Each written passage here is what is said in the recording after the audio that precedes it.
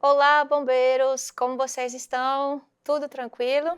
Então, bem-vindos agora à nossa segunda aula dessa língua maravilhosa, a língua brasileira de sinais.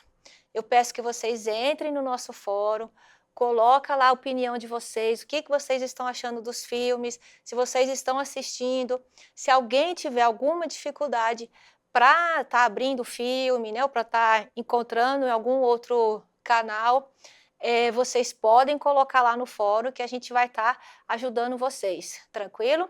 O professor Marco e a professora Juliene, eles também estão com a gente lá no fórum para poder tirar todas as dúvidas de vocês. Então participem, gente, do fórum, tá bom? Coloquem lá a opinião de vocês, o que vocês estão achando dos filmes. Então, hoje nós vamos continuar, né, com a nossa identidade, cultura surda, e nós já vamos entrar um pouquinho nos parâmetros da língua brasileira de sinais, que é a gramática.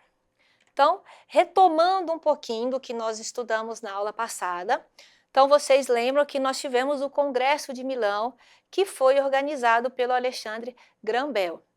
Então, nesse ano aqui de 1880, o Alexandre Graham Bell reuniu vários educadores, né, de vários países, e eles resolveram que a partir desse momento, desse ano, a língua de sinais ela seria proibida, né, no mundo inteiro.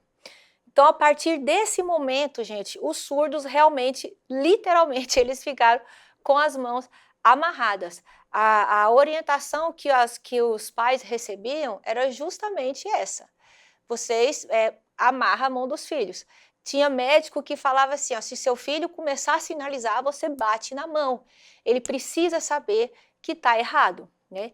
Lá no Rio de Janeiro, no INES, que nós vimos na aula passada, lá eles tinham uma mesa, né?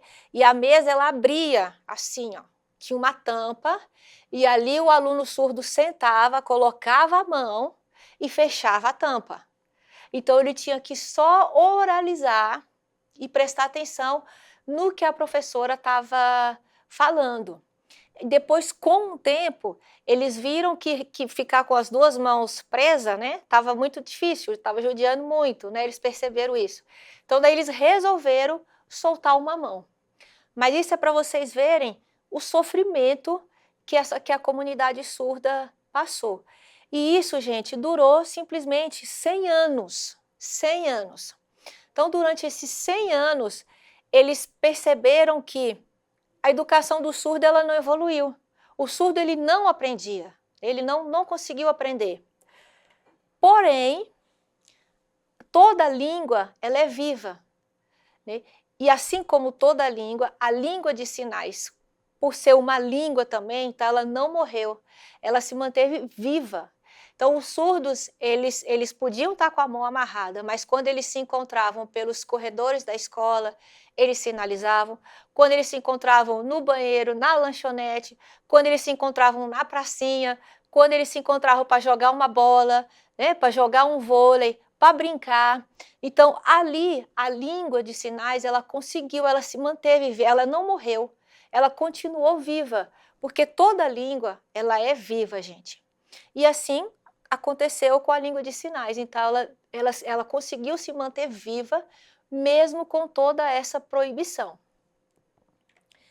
E aí, até que em 1960, gente, então vocês vejam só, ó, nós estamos de 1880, nós vamos passar para 1960. Foi um dia desse, né? Não faz muito tempo, foi um dia desse.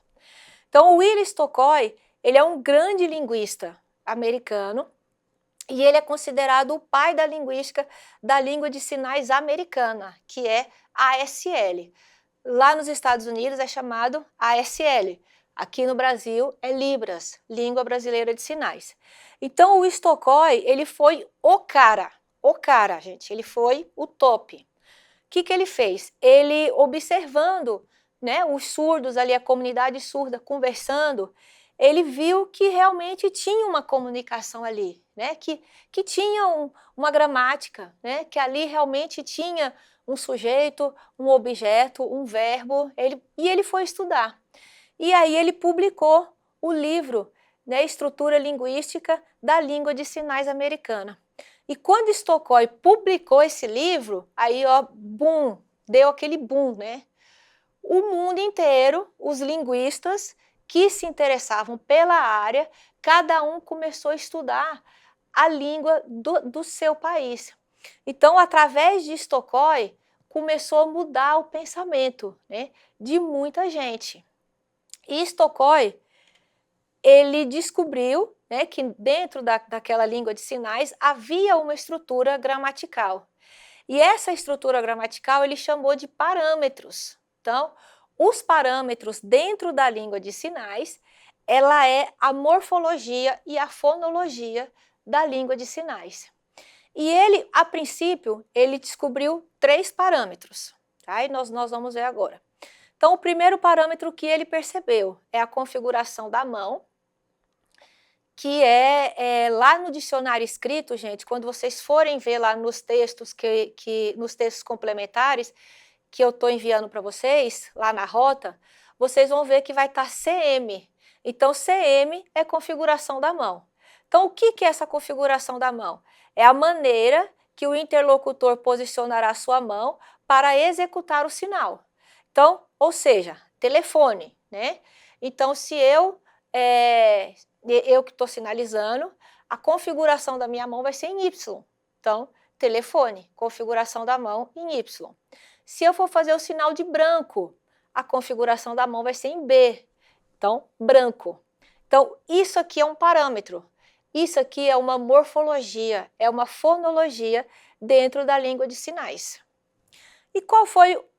aí aqui, ó, nós temos hoje 61 configuração de mãos, gente, publicada até hoje. Então, no momento que a gente está sinalizando, conversando com o surdo, a nossa mão ela pode assumir 61 posições, fora o alfabeto e os números, tá bom? Então, essas aqui são as configurações que a nossa mão vai assumindo. E qual que é o segundo parâmetro que o Stokroy percebeu? É o ponto de articulação. Lá no texto complementar, vocês vão perceber que está PA, que é o ponto de articulação. Então, o que é isso? É o lugar onde o sinal está sendo realizado. Então, ou seja, laranja. Então, eu vou sinalizar aqui, ó, laranja, de frente à boca, tá? Aprender, na testa, ok? Trabalhar vai ser no espaço neutro. Então, trabalhar, o ponto de articulação é aqui, ó, no espaço, no centro. E aí, Stokroy também percebeu que nós temos o movimento, que lá no texto de vocês vem com a letra M, tá, gente? Então, o que é? É o deslocamento da mão no espaço durante a realização do sinal, desde o ponto articulatório até o final da execução. Então, exemplo, galinha. Então, aqui, ó, o sinal começa aqui e vem até aqui, ó. Então, galinha. Então, esse é o movimento. Sinal de homem, aqui, ó.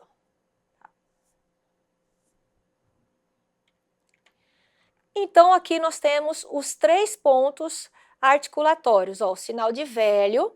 Então, nós temos configuração de mão em S, o ponto articulatório vai ser no queixo e o movimento vai ser para baixo e para cima.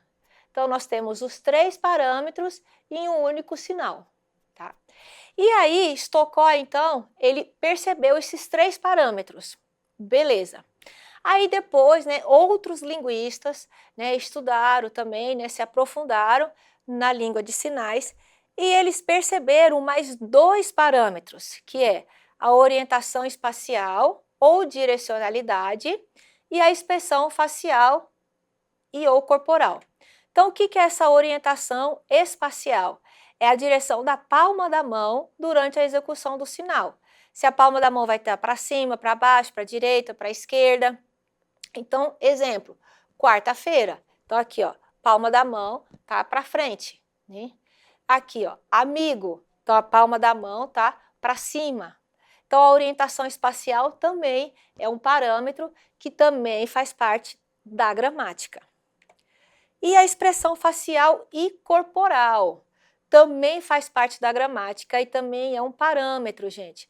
Isso aqui, para nós, ouvintes, é o mais difícil, gente, essa expressão corporal, né? Porque o ouvinte, gente, a maioria, nós temos dificuldade de ter essa expressão corporal, essa expressão facial. Então, exemplo, se eu fizer o sinal de triste, né? Então aqui, ó, sinal de triste aqui, ó, configuração de mão em Y, e triste é aqui, ó, no queixo, e viro um pouquinho. Mas eu tenho que fazer uma cara de triste. Então, ó, né? Triste. Eu não posso fazer o sinal de triste sorrindo, né? Aí, ó, tá vendo? Ó? Não dá certo.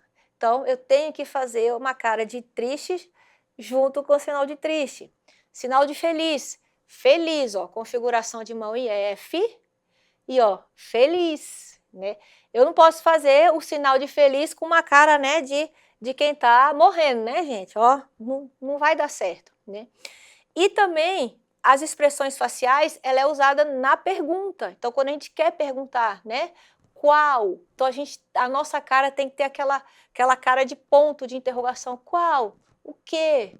Então, a expressão facial e corporal, ela é fundamental na língua de sinais.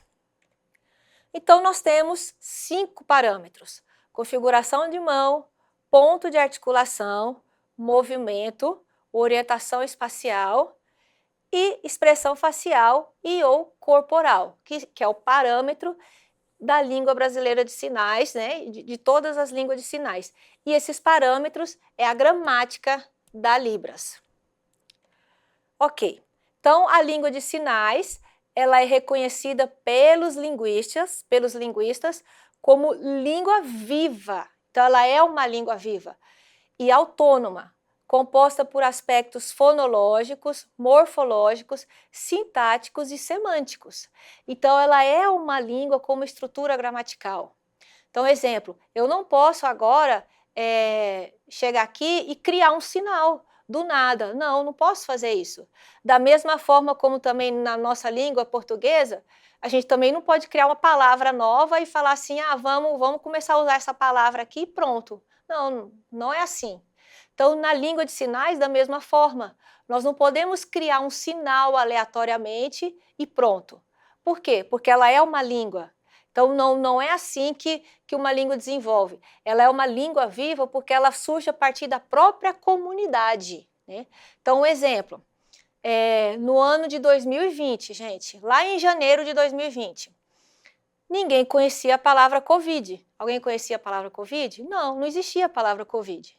Quando chegou em fevereiro, né, surgiu a Covid, todo mundo começou a entender o que era Covid e automaticamente já surge um sinal de Covid. Então, o sinal de Covid é aqui, ó, gente. Então, da mesma forma que surgiu a palavra Covid ali do próprio estudo, né, dos cientistas, a própria comunidade surda também, eles vão conversando entre eles e já surge um sinal para aquela palavra. Então,